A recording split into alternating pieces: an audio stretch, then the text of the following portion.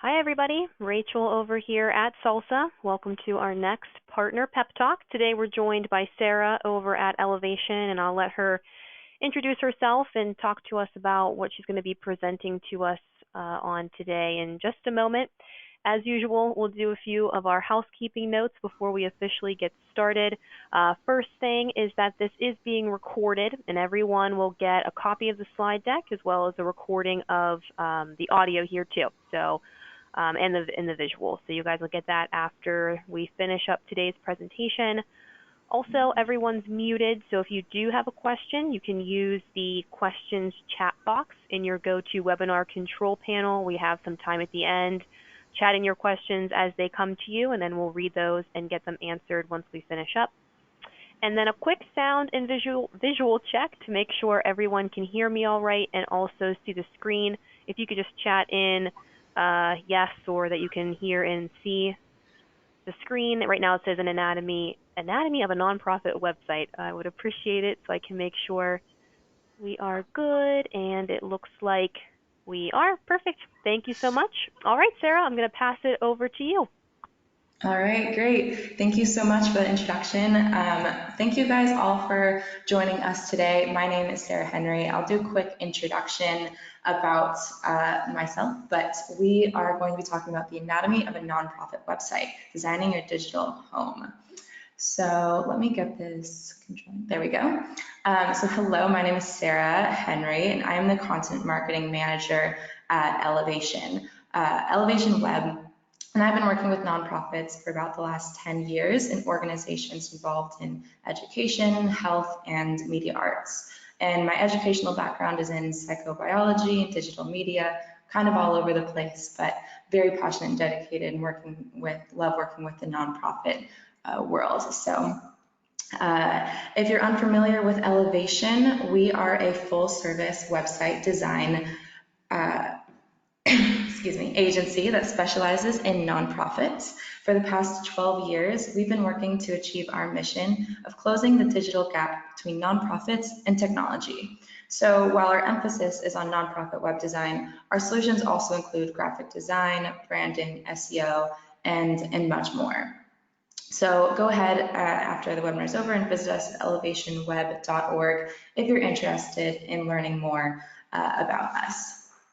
So today we are going to be talking about your nonprofit's website.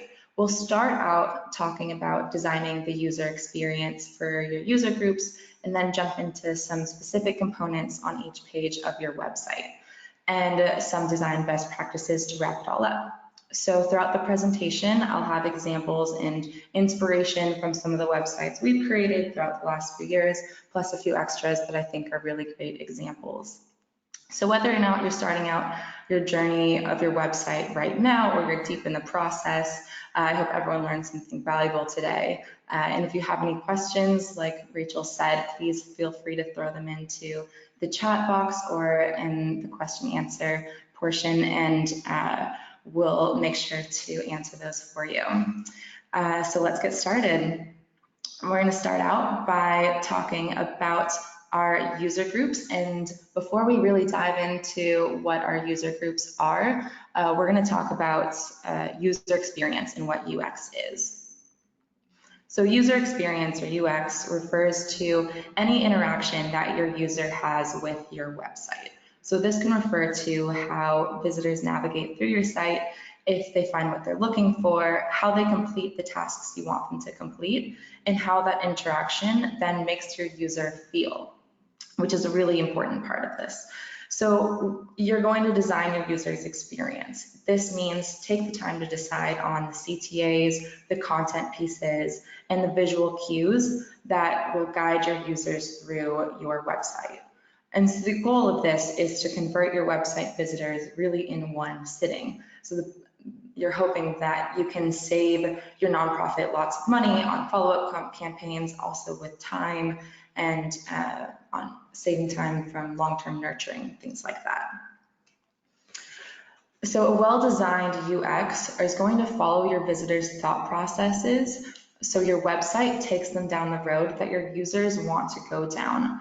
and this is through the proper visual cues and CTAs. So basically, when your UX is designed for your users, you'll convert the users that have a higher chance of converting right off the bat.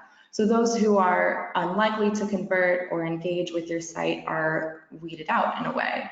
Another way of saying this, people who want to use your site know immediately that they're in the right place and can figure out exactly how to achieve their goals with ease. Your site won't cater to those who aren't going to convert no matter what, saving you valuable real estate on your site, along with the time and effort to convert people who really aren't ever going to convert. So this is why it's so important to know who your audience members are, and so you're catering to the right people. So, which then this takes us to our user groups. In order to design your user's experience, you have to know who your users are. So this means understanding your user groups. So take out a piece of paper, grab a computer, and start writing this down. Who are the people coming to and using your website? Who is interacting with your website's content? So choose 3 to 5 the most common user groups for your site and put them down physically on paper, name them and connect with them. Really see them as people instead of just as a completable action on the site. And what I mean by this is that your user group shouldn't be defined by their action. Like if someone is going to your site to donate, the donor shouldn't be used as your user group term because that's your desired action or outcome. And we'll see more later how it's the person behind the donor that you want to focus on. So focus on 2 things when you're coming up with these user groups. And the first one is your demographics. This is the what. So write down a brief description of who they are. This can include their name, their role in professional or personal life, age, life circumstance, gender identity, size of their family, where they're located, amongst many other options. And after you kind of have a kind of basic description of their demographics, you also want to look at the psychographics. And this is the why. Why do they do what they do? This is often going to be broken down into interests, opinions, and activities, commonly called the IOA. But this can also include their personality traits. How would they describe themselves? What are their values, their attitude towards life or towards your cause? What does their lifestyle look like? Things like this. So once you have a kind of general idea, follow through these steps and answer all of these questions about your different user groups, starting with who are they? This is the demographics and psychographics. And then how did they get there, both physically and emotionally? How did they arrive to your site? What went on that brought them there? What do they want to do or learn once they arrive onto your site? What is their goal? And their goal won't always be what you expect it to be. And then how do they want to get there? So what is their thought process that they want to look like? And I'll show you some examples of this in just a moment so it sounds a little bit less theoretical. And a good format to use that we like to use is this. As a user, I want to action so that I can goal. And when you're filling out this format, make sure to use their language, because this way you can later use this language as inspiration for your CTAs and content headers, which then guide them through what they want. So look at what their actions are and look at what their goals are, and then guide them through your site based on what they want to do.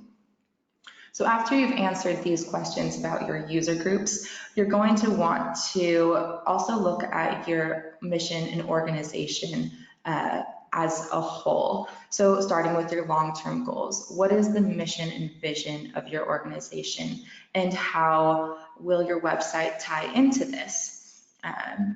What then are your short-term goals? What needs need to be improved immediately? Do you need to increase your donations? Are you looking to improve your SEO so people can find you online? Or do you need to promote your social communities, for instance? So all of these should also be taken into consideration when you're looking at the hierarchy of your website as a whole.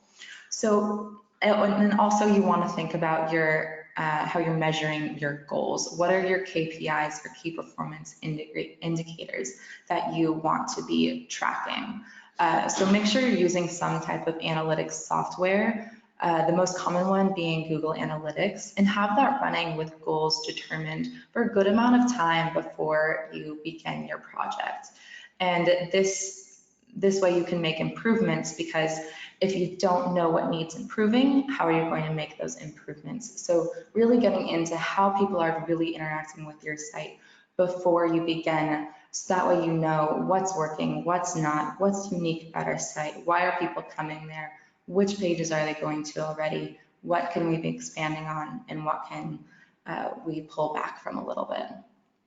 Well, so let's look at some examples of what your user action goal statements might look like. So remember that your personas are going to be different for every organization and every industry. There isn't going to be a one-size-fits-all category here. So we're going to go through two examples of two different organizations and then go from there.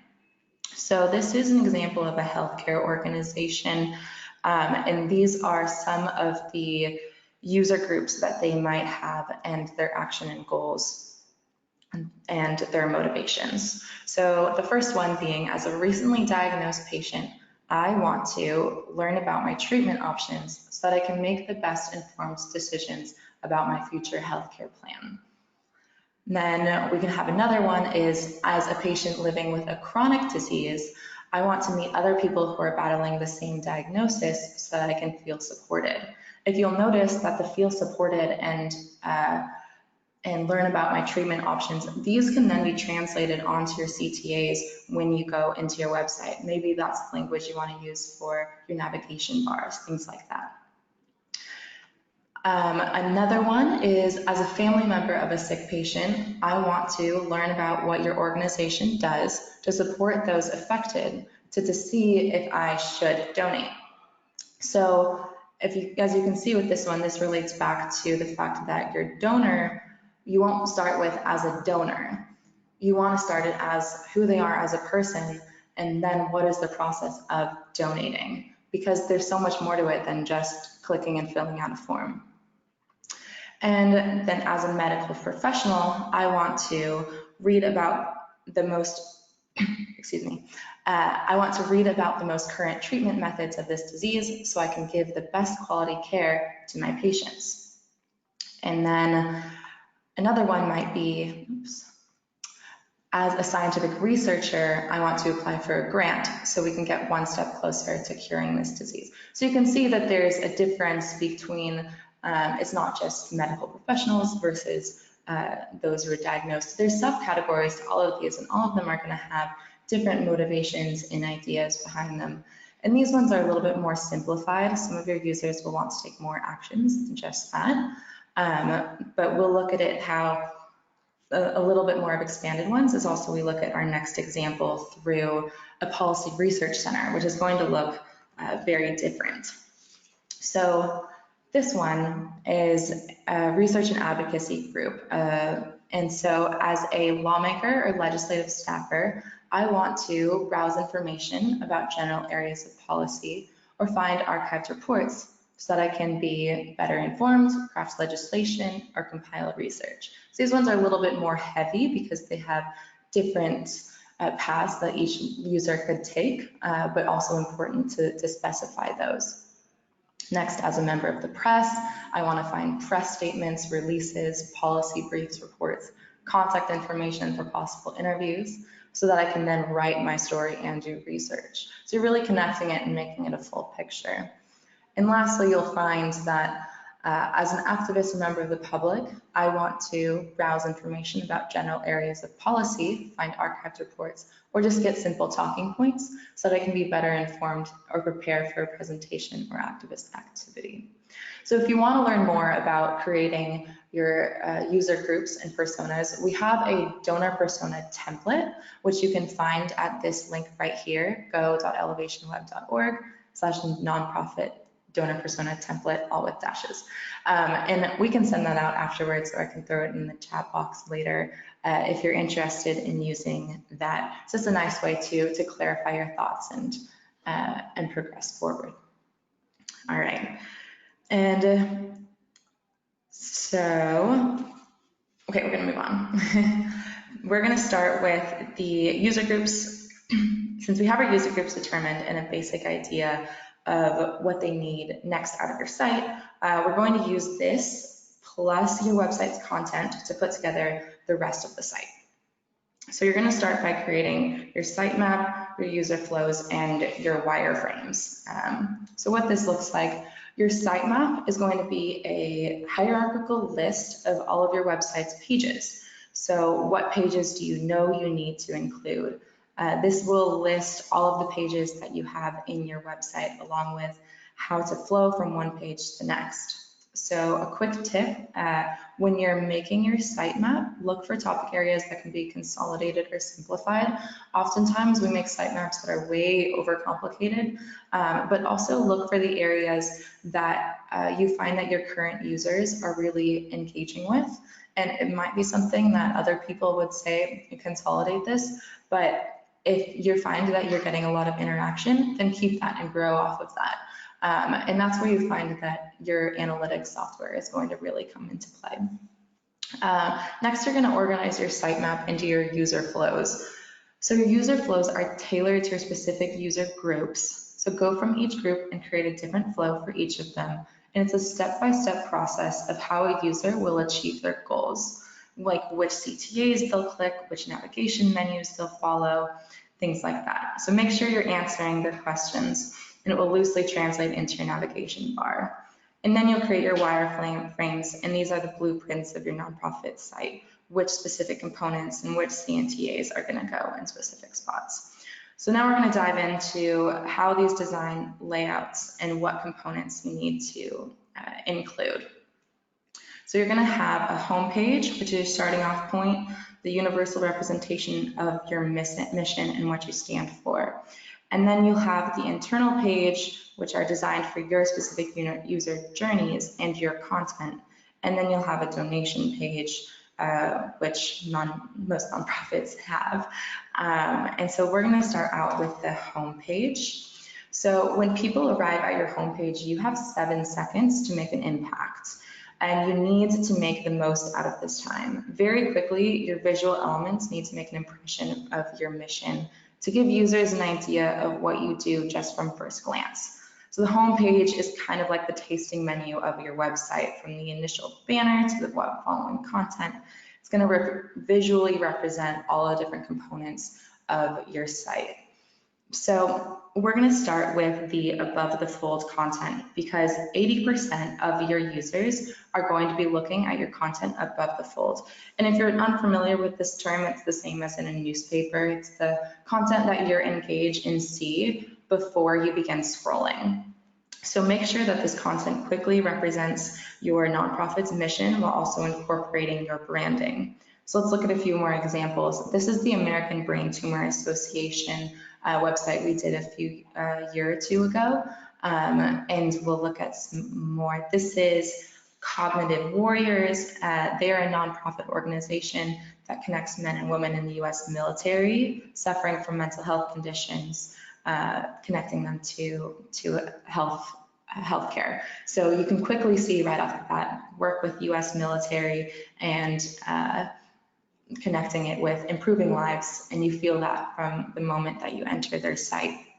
Another good example is Action Ministries, and they make good use of a video banner. So their organization addresses the challenges of poverty, offering food and education and housing for children and families in Georgia. And so right away with their video banner, you see immediately the work that they do on a regular basis. And so right off the bat, there's no question about the work that Action Ministries does, because you're watching it as soon as you enter the page. This next slide is, from Choice in Aging. And so this is a organization that aids in elderly care, and their site represents just that. It's very simple, but it's very bold in the color choice and the content photos that they're using. Another great component on your website is something that I don't want to skip over, is something called a preloader or loading animation. If your site happens to take maybe a little bit longer to load the home page and you want to improve your bounce rate to keep people engaged before they enter, this is a little snippet of what Action Ministries does. And basically, it's a short animation or little loading thing that has a branded or also short mission statement that just immediately shows whoever's arriving at your website what you do and gets them familiar with your organization. Just lets them know if when your site's loading that you're there, and gets a little sneak peek of kind of what's to come.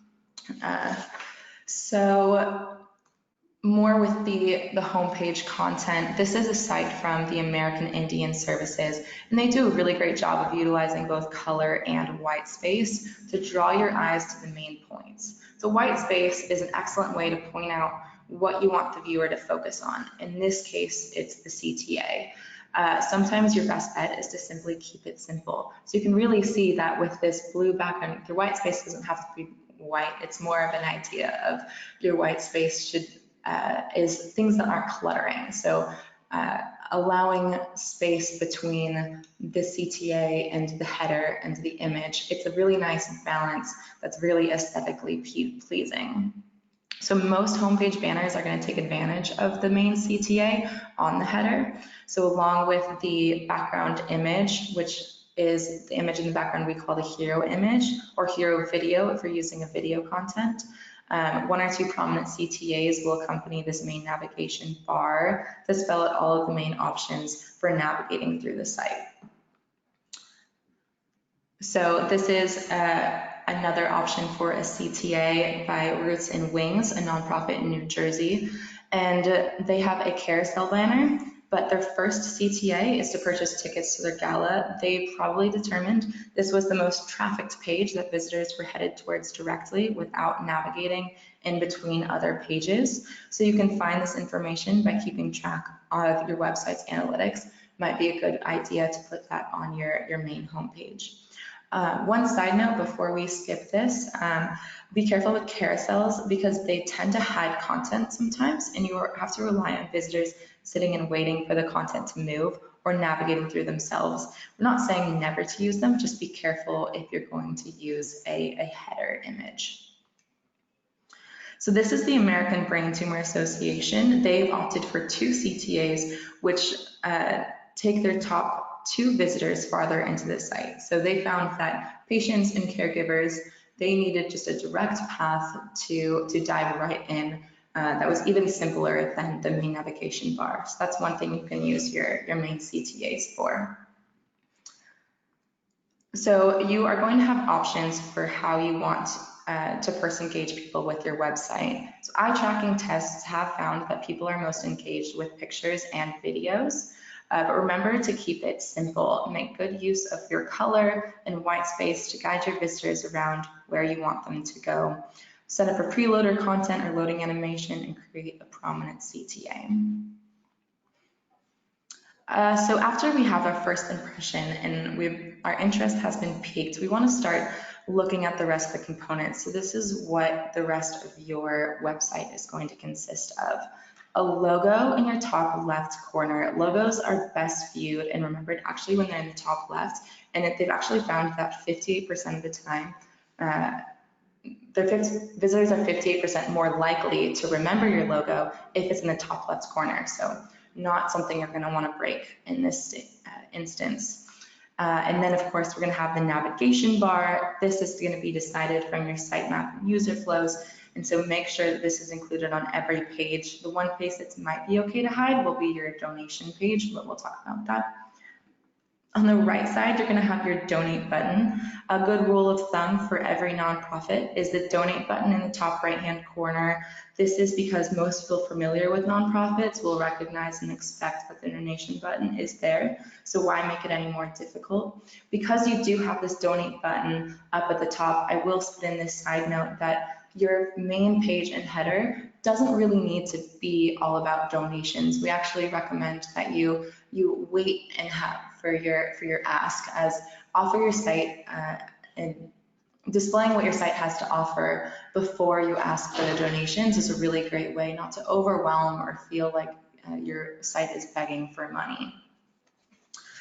So above your navigation bar also, you're going to have the site search functionality. This is an example of this icon here, is a universally understood icon. And this eyeglass, I forget the term for it now, but I see it as the site search button, and so do most people nowadays. So keep it simple and use this icon. No need to redefine anything here. As in the rest of the header, it's good to have your social channels connected.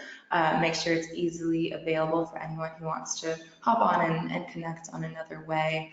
And then also remember to keep your contact information front and center, whether it's a phone number or email, and easy to find. You'll also include it in your header, or in your footer, excuse me. But as your nonprofit is all about transparency, keeping something easily accessible is a great thing to practice. And then if you offer language options, and if you have a multilingual community, make sure this is available on your main header as well. And then a really important component that is just becoming more popular is the accessibility features. This icon here indicates the options and the option of finding accessible navigation. And when you click on it, it brings this up. So this is an excellent plugin from WordPress called UserWay. Well, it's from UserWay for WordPress, and it's free, and it offers all kinds of accessible navigation, keyword navigating, read the page aloud, accessible contrast, text size, so much more you can see on there. And so this is necessary and very, very important that you start putting onto your web page. So let's head on below the fold. So what I previously called the homepage as the tasting menu of the website, this is a little bit more what I was referring to. People tend to scroll quickly through your homepage, not reading every single component, but scanning to see what is really catching their eye. So when something does catch their eye, they will then continue forward through that CTA. So that's kind of the point. As you can see on the American Brain Tumor Association's website, they break up their content in a similar way as their home navigation, which is a very common thing to do. So the first section is the About Us. They move on to the About Brain Tumors, then go on to include resources for researchers and healthcare professionals. And so excuse me, they have a section for getting involved, ways to donate, and more on their impact. And as you keep going, you see the upcoming events in social media as well. So this is pretty much a mirrored navigation bar from the original homepage, but in a much more visual manner. So make sure that each section has these three things: something engaging, i.e. a photo or a graphic, a short snippet of what's to come on the next page, and a CTA to take them immediately where they want to go. So here's another example from Vaccinate Your Family, which I'll run through pretty quickly. They have a very content-heavy website, so they offer resources on vaccinations, and so their website plays a key resource in spreading their mission. But as you scroll down their homepage, you also see the visual representation of the rest of their navigation. So it's starting with which vaccines does my family need? You'll see it's mirrored on the navigation. You go down to questions, and then why vaccinate with your vaccine resources, support vaccines, and so you see all the different aspects are represented on that page. And then the footer, which is the end of your homepage. So let's take another look at the ABTA. When you'll notice that you'll need the logo again in the top left-hand corner. The basic sitemap and navigation bar are all laid out and available. And this is helpful for when people make it to the bottom with a very specific goal in mind, or they can easily Command F search for the keyword on the page. And then below this, they include their official name, address, phone number, fax, emails. Many orgs incorporate their logos from GuideStar and Charity Watch as well. ABTA cycles through a few awards and logos here. And then they end it with a CTA to describe to their newsletter, along with some basic copyright and footnotes. Many organizations also include their tax identification number down here, since it's commonly searched for those who are just hopping to the homepage when they're doing their taxes. So let's look at an internal page and start with the About Us page. So the About Us page is essential for one thing that nonprofits need most, and that's building trust. So let's look at this from the mind of a potential donor. When visitors are stumbling upon your site and their homepage piques the curiosity, they're not quite ready to pull out their wallets and head to their donation page. You first need time to understand your organization, your mission, your purpose. So they're going to head over to the About Us page. And if you're a newer organization, you're likely going to have a little bit less complex About Us page, since your About Us will be a little bit less complex as well. So feel free to keep it short and sweet. But as you build and gain exposure, begin to make changes, you'll have a lot more to include. So starting with your About Us statement. So we recommend that this is placed above the fold on your About Us page. So while other components like your mission, vision, leaders, etc., can be bumped to secondary pages, keeping your About Us statement on your main page. And this is a quick overview of what that is. It's a brief overview or introduction that references your mission, and the point of your organization. So a quick piece of advice when writing this, make sure that you're writing for an audience that knows absolutely nothing about who you are. All too often when we see statements that are written by someone who's actively involved in the organization, and if your mission is more complicated, that's confusing for someone who's just being introduced to it. So make sure you're explaining it in greater detail for someone who's never heard of your organization or even mission before. So then navigating your About Us page, if your nonprofit has a larger amount of content, a good option for navigating your About Us page is a series of clickable links or buttons that venture deeper into the different sections of your organization. So the buttons each have a small piece of content about each subpage, which allows visitors to become familiar with the different aspects of your organization and then decide what they want to read most. So commonly segmented together is going to be your mission, vision, and values. And this is a great example from the Alzheimer's Association. This is, I think, the only website that we didn't work with that's on here, but it's a really great example. So your mission is a cohesive statement that explains why you exist and what you do. Including this on your About Us page, it not only provides transparency, but it also depicts your purpose of your organization to your constituents.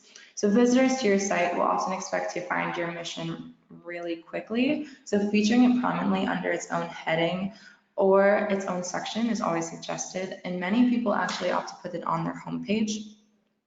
Your vision statement is the next step from your mission statement, and this is a statement that visually depicts the ideal state where a nonprofit has finished its work. So your vision statement is going to follow your mission statement, whether it's in its own section or continued in the next section. You can specify this by stating our vision is, we envision, etc. So you have some leeway of how you want your web page to flow, but this is what we recommend. So your core values, if you have core values, are a really important component. These are 3 to 6 selected values that are passed along throughout your nonprofit to create a sense of cohesion among the leadership and new participants. So when writing this core values section under your About Us page, make sure you're including an explanation of each value and how it's meant to be acted upon. So this section is generally added following your mission and vision statement. And if you decide to break up your About Us page into different segments, all of these 3 can be featured on the same page as well. So another option is to have an Our Story page. And that's one thing that I really love about nonprofit organizations is that they're often born from a place of passion, which makes your story a really pivotal aspect that should be shared prominently. So our society and our minds are driven by connecting with these stories. So take the opportunity, either following your mission, vision, values, or including it on its own section to talk about the challenges, the inspiration, the first steps, how you arrived where you are today. And some people even opt to do this in a video, which I think is very powerful. And this personal touch, though, is relatable and also finished off the page of many theoretical statements of your mission and vision with something very honest and real. So you can also bring your story to life with pictures as well. And as the story of your nonprofit is generally a little bit longer, adding it to the end of your mission and vision or in its own section is a great way to tie it all together. So your additional content on your About Us page will depend on the content of your own website, but I'll go over a little bit about what that can include. So our leaders is a great section to have, is your leadership section and your board of directors and your C-suite team, so be your CEO or executive director, etc. And it's customary to include a biography and photo for each member, including their history, accomplishments, and how they've affected the organization already.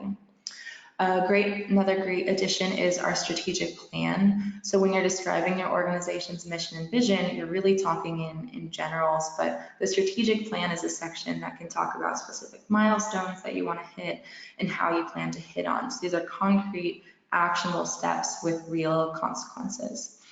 And so your financial section is another great option. Many nonprofits divide your finances into 3 sections on your About Us page. The first is going to be your use of funds. So this is the section with the brief overview of where your expenses go, how much is administrated, how much goes to your actual mission, and how much is allocated for fundraising. So next, you're going to include your IRS information returns, your Form 990. Nonprofits, since you're required to publish this publicly, often include this on our About Us page, and people are getting used to that as well. And then lastly, if your organization has yearly audits, great place to put them in your financial section here as well. You can also include your in the news or newsroom. If you have sparked controversy, made headlines, or caught the attention of the press, go ahead and include it. It's not of incredible importance that your news is on your site. That's often not the reason people are coming to your site in the first place, but if you do choose to include it, just remember that people are more likely to skim and notice the dates more than the actual headlines. So if you don't have many recent headlines, maybe it's not so worth it to post it on here. Other sections that you're able to include, I'm not going to dive into too much because we could go on forever, but these will be career and volunteer opportunities, governance, annual reports, diversity and inclusion, past campaigns, research, policies, affiliates or partners, advocacy, FAQs. There's tons of options to put on your About Us page, and it's really of looking at what content do you have, what is your very powerful content that you want to include to make that decision of what's going to go onto your page. So that's about it for the About Us page. We're going to move on to the Impact page. So the Impact page is a chance to dive deep into what effects that your nonprofit has implemented into the world to date. So a very common practice is including an infographic or a video, stats and stories, things like that. This is a great example from Roots and Wings. They created an infographic that compares and contrasts those foster youth that don't receive their help and foster youth that work with the Roots and Wings program. And so one to the other, you can see a drastic difference between the two demographics, and you can see a great impact of what their organization is doing. So that's what their Impact page opted to go for. Often you can also use a video. I found those are very powerful in interactive graphics. Keeping it more than just paragraphs is a great way to engage your audience and allow them to see more than just telling. And it's also important to note that people react very differently to both stories and numbers. Some people will find numbers very moving, while other people will find stories being the most moving. So kind of having a mix of both is really a great way to make sure that you're catering to both demographics. And so this is also an example of the homepage snippet that you can include to link up to your impact page. This is, the top is what Roots and Wings says, and the bottom is ABTA. And so there are many options for your internal pages, but the one you're really going to want to focus on, oh, excuse me. So yes, so this is your homepage snippet to link onto. So, but moving forward, you have many other options for your your internal pages, but we're going to move on to one of the most important one, which all of you guys have, which is the donation page. So let's check out this one. So this is in online donation is never going to start with the actual donation page. It really begins on your homepage and all other related landing pages. So you'll always want to keep your donate button static in the top right corner of your site, but you can also be strategic about other places you ask for donations. So maybe your site visitor is browsing your impact page and is inspired by all that you're doing, and then they make the decision to donate. Don't make it hard for them, and have links to guide them to the donation page. So best UX practice is to keep your visitor on your website as opposed to linking out to an external one. So you'll see on this one, this incredible donation experience by Dreamscape.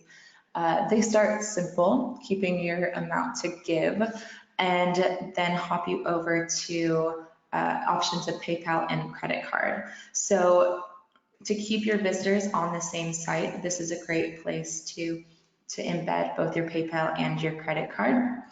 And so think carefully about the form fields. Don't overwhelm your donor.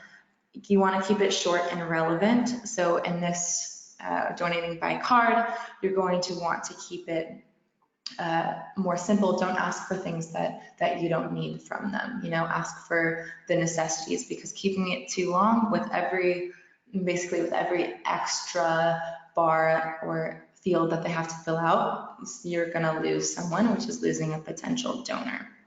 So be careful about that. And then once the donation goes through, always include a thank you page and make sure that an email receipt is going to be generated. You're always working to build credibility and making your donor feel appreciated and safe. So all good things to practice. So a few other things about your donation page before we move on, a few best practices. So you're going to want to use imagery on your donation page that puts your donor at ease. So assuring them that the donation is going to 100% to your organization. This was a great banner image that Dreamscape added. We also recommend getting rid of your navigation bar at this point. This is not a requirement, but it's a great way to signal to your user that a different action should be completed on this page, which is donating. So instead of linking to all other pages, you don't want them to click away. A few more best practices: make sure your donation page is SSL secure. If you have questions about that, we have a few resources on that. We can help you out. And so contact me later. But this also allows credit card information along with other personal information to be transmitted safely across the web server. Also ensure that your page is optimized for mobile devices. Mobile donation is growing rapidly. I believe it went up, I want to say between 5 and 10% in the last year. And while donating via desktop has gone down about 10% in the past year. So making sure that your mobile donations, that your mobile optimized and your website is responsive to all different devices. People are donating in all different ways these days. And also start your donation content above the fold so it's easily found. Don't make people scroll down for it. They're not going to look too hard if they're especially a tentative donor. So remember that. So to end things up, I'm quickly going to go through a few design best practices so you can build trust with your visitors. Got a few more minutes, so I'll run through this kind of quickly. So every page should lead somewhere else. Never have a dead end. You can see on this page, the donation page, they've already donated, but it takes you back to check out your campaigns. So always have an option to keep moving. This is also an example from Africa Uplifted. As you scroll through their About Us page, you're taken to impact, support, news, etc. So keeping options available. Don't give all of your information at once. Give tidbits that draw people in and connect them with where they want to go. Especially important on your homepage or when you're presenting a CTA, and just keep it short and sweet. And this was an example from an organization called Zima. And then mirror your real world structures when designing for your usability. So for instance, in this one, we recommend that scrolling left to right on a computer is very jarring and should be avoided. People are used to scrolling up and down. So remember that when thinking about what to be creative about and what to follow. Following the F layout is very important as well. Your viewer is going to spend 69% of the time on the left side of the screen. So keeping your information hierarchy, I know we didn't talk about this much, but all of your content has a hierarchical structure to it, from most to least important. So follow that content hierarchy from left to right as well, and put your most important pieces on the left, your least important on the right. And the one exception for this is when your visitors are searching for something, they'll go through item by item. So that's the one exception. Don't feel like you have to move everything to the left when you're creating a search button. Don't bury your lead. Have a very powerful message front and center. So this is an example from the Baptiste School, is I believe how you pronounce it. It's an organization that works in Haiti, and they do a really great job of that.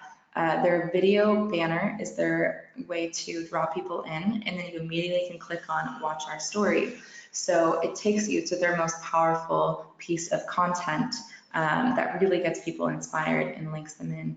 And if you're wondering which one that is, show your content pieces to different people and see which one gets the biggest emotional response. And this should be on the front line. So do some digging and see what's going to make the biggest impact. And also don't hide what is making an impact. Like, don't make people search page after page to find the inspirational video. Keep it front and center. Maybe that's going to be your initial call.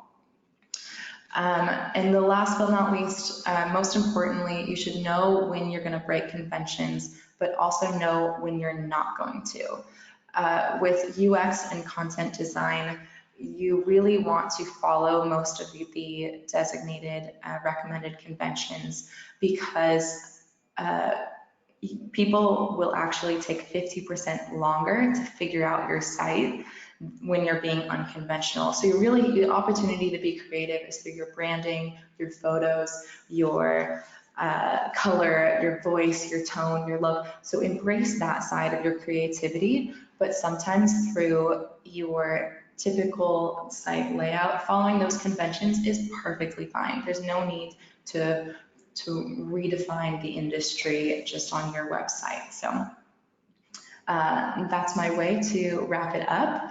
And that was my presentation. It went very, very quickly, so sorry for throwing all of that information at you guys all at once.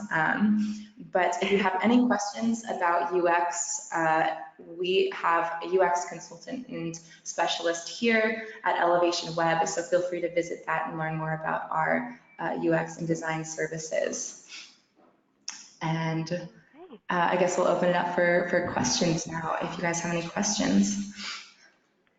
Yes, perfect. Thanks so much, Sarah. I feel like we're all going to be website pros now, looking at every website that we visit. We're going to be looking for what's the CTA. And I did want to mention, because we got a few questions, chats in as we were going through the presentation, just to let everyone know in case you aren't familiar, but CTA is call to action. That's what that stands for. So when we're looking at websites now, I feel like I'll be looking for their CTA. Do they have, kind of the F layout? So this was really great. I definitely learned a lot too, Sarah, kind of comparing some of the things that you mentioned to our Salsa website. So we'll get to questions. Go ahead and chat those in. We've got a few minutes left, and we have Sarah, the expert here. So great time to ask any questions that you guys might have.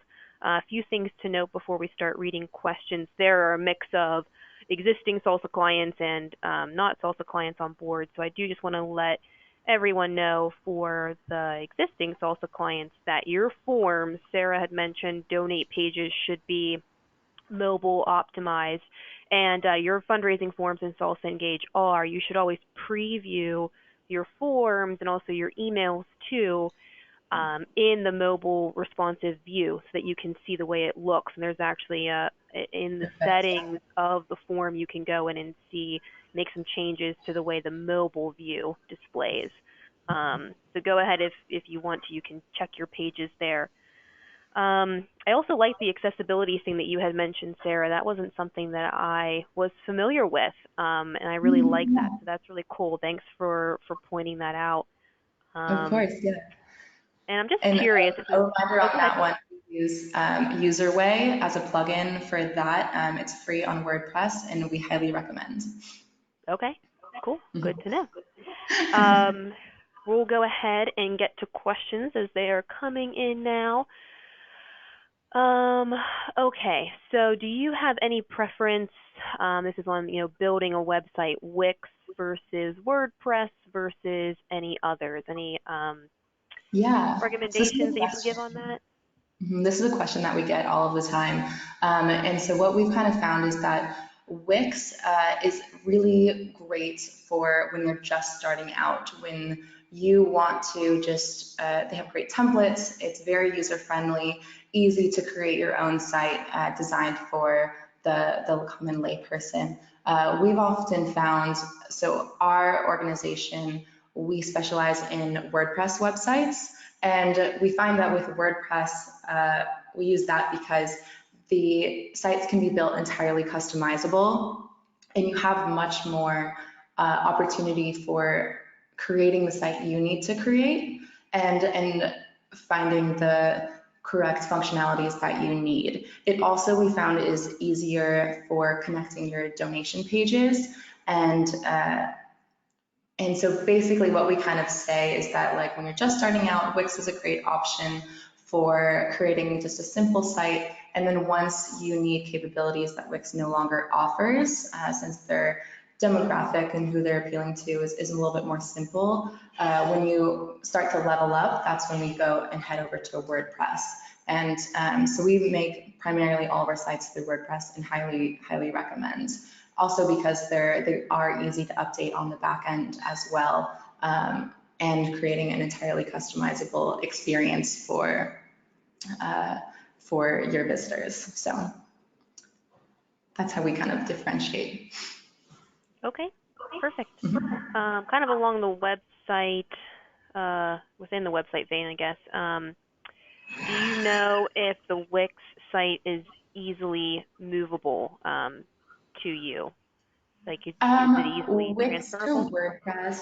Wix to WordPress is maybe a little bit more time consuming to transfer over with your content. I know that there are some actually great content transfer softwares out there that we may or may not use. I'm not 100% sure on that, but it's definitely not simple as a click of a button.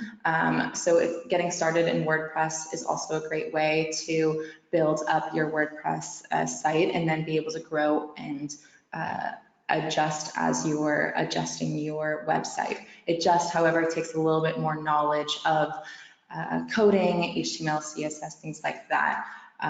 So having a bit of a background in that is often not required, but recommended. And especially when you're moving on to create custom sites, then you're going to need more of an extensive coding background to be able to make what you really want to make, which is when you start looking to use another outside agency for a redesign project. Okay, perfect. And we do have quite a few questions coming in here, which is great. But if we don't Oh, get to all of them today, we can respond to you via email. Okay, so next question that we have here, Sarah, is here's a good one. What other analytic options are there besides Google? I know Google is what most people are familiar with, but do you have any other suggestions? well, we primarily use Google Analytics. We found that to be the most universal. There are other options out there. There's something called DataBox, I believe, and there are also analytics in many CRM options. I don't have much experience with other analytics platforms since we primarily use Google Analytics, and most of our clients come in with these analytics softwares as well. But if you want to send me an email, if you're having trouble with Google Analytics, we can look over and talk about maybe what some of the problems are and help you out with that. So I'll throw my email up there once more and come up with other analytics options if needed. Perfect. Okay, next question here. We might have time for one more or maybe two. This question is, how do you integrate a member login? Our member portal connects to our CRM, but it's problematic because all events, registrations, donations take people to a different website. So do you have a suggestion on how to streamline that for good UX experience on a member login? Yeah, so I know one that we commonly work with is called Paid Memberships Pro. And I believe with that one, you are able to keep it under your same domain. You really do want to be keeping it under your same domain. So if for some reason it's not allowing that, look for something that allows you to keep that. But we can also look into that more later. I feel like I want to be quick with these answers, but also want to get to others. But again, send me an email if you want to look for other options, and I can point you to a few resources and references. All right. And then I think you had mentioned talking about not giving all the information on the site at once. What is the purpose of that? Is that to like for tracking purposes? Um, I'm sorry, can you repeat the question? Sorry. Yeah, sure. So I think they're asking, if when you have the statement on your website and you have the learn more button, so you're kind of just giving a little blurb about what it is you're Yes. talking, and then you have the link This is, out to learn more. Would people do that for tracking purposes to see what folks are clicking on and interested in seeing? yeah, so it's kind of for both. CTAs you should be able to track on your website. Um, they have that capability in order to see all of those generally. And so knowing where they're going to track. Oh, this is actually another great for analytics. Hotjar is a great analytics software as well to see how people are interacting with your site. That one's a little bit on the pricier side, but you can see like which buttons people are pressing on and how they've gotten through based on their scrolling, where their mouse goes, things like that. And so having those options also just to as soon as you catch their attention, having a place for them to go. They don't have to stop and pause and get distracted, but just following their flow through and designing a CTA that just answers their question immediately is a great way to just take them down through the funnel right off the bat. And then also when they feel like the site knows what they want, then when CTAs answer the question, basically, users respond much more positively to the site because they've now taken an engagement. And once someone has engaged and clicked and actively gone farther into the site, they're making more of a memory, and they're also uh, more engaged, which psychologically creates a stronger bond between the two. So this is helping with creating the brand identity inside of their mind as well. That was kind of a multifaceted answer to that one, but they No, all no. kind of play into it.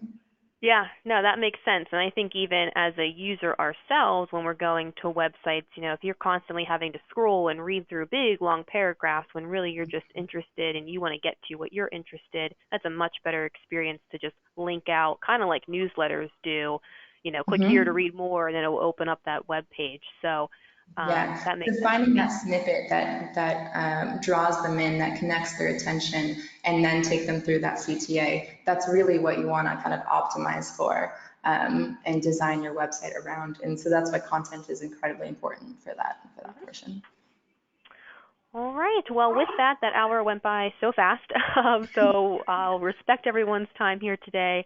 We'll go ahead and end the webinar. I'll send out the recording, which does include this Q&A section, and we'll get the slide deck out to everybody. And we'll follow up with the questions that we didn't get to today via email. Thanks again, Sarah, and thanks everybody for joining us. Thank Bye-bye. you guys so much. Thank you for your questions and thanks for having me.